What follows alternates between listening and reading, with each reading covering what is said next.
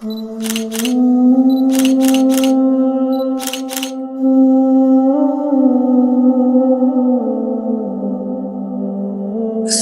আলাইকুম ওয়া রাহমাতুল্লাহি ওয়া বারাকাতুহু।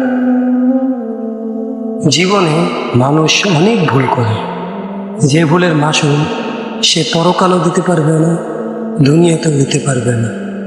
এমন হলাম আমরা।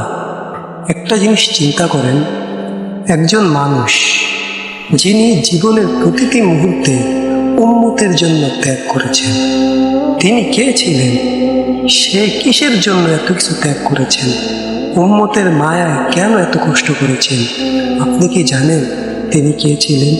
তিনি তো ছিলেন সর্বশেষ নবী মুহাম্মদ সাল্লাল্লাহু আলাইহি ওয়াসাল্লাম। তিনি সেই ব্যক্তি যিনি কাঁদতেন শুধু আমাদেরই জন্য। তিনি এমন কোনো কষ্ট নেই যে করেননি। তাইফের সেই কথা কি তোমরা ভুলে গিয়েছ? সেই এক শহর যেখানে নবীজি গিয়েছিলেন দাওয়াত দিতে, ফিরে এসেছিলেন রক্তাক্ত পায়ে, পাথর ছুঁড়েছিল সে এলাকার ছোট ছোট বাচ্চারা। তবুও তিনি আকাশের দিকে তাকিয়ে বলেছিলেন, হে আল্লাহ, যদি তুমি আমার প্রতি অসন্তুষ্ট না হও তবে আমি কষ্টকে পরোয়া করি না।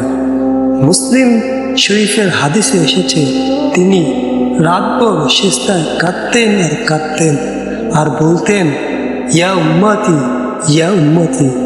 এই নবী সবসময় তার ফিকিরে ছিল উম্মতের জন্য, উম্মতের জন্য। আজ আপনি আর আমি কি করছি? আজ সেই উম্মত কোথায়? সেই উম্মত কোথায়?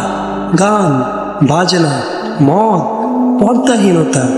নবীজির চেতনা কি এটাই ছিল যে তোমরা সারাদিন গান বাজনা, মদ এবং পর্দাহীনতা নিয়ে থাকবে?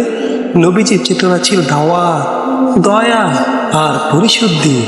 আর আমরা আজ আমাদের অবস্থা কি? বুখারী শরীফে 5590 নম্বর হাদিসে আল্লাহর নবী বলেন, আমার উম্মতের মধ্যে কিছু লোক বাদ্যযন্ত্রকে হালাল করে নেবে।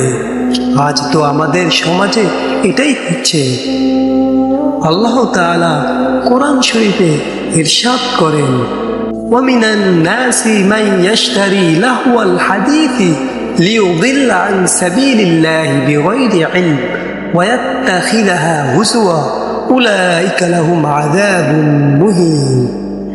লোকেরা অলস কথাবার্তা নিয়ে যাতে মানুষ আল্লাহর পথ থেকে সরে যায়। হে প্রিয় ভাই ও বোনেরা, হারাম দিয়ে হৃদয় সম্পূর্ণ হলে তাতে কোরআন আর জায়গা পায় না। যে চোখে গানের ভিডিও দেখে সে চোখ কি কাঁদবে রাসূলের জন্য? তোমরাই বলো।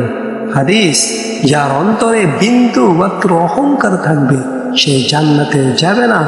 অহংকার, গান, নাচ, অপচয় সবই শয়তানেরই রাস্তা। অতএব শেষমেশ বলতে চাই, চলো ফিরে আসি একই সাথে। আজ এই মুহূর্তে সবাই একই সাথে তওবা করি, নবীজির কান্নার মূল্য দেই, নিজের জীবন বদলে যাবে। আর দোয়া করি, হে আল্লাহ, আমাদের অন্তরকে পবিত্র করে দাও। নবীজিকে কিয়ামতের দিন যেন আমরা হাসি মুখে দেখতে পারি। আমিন।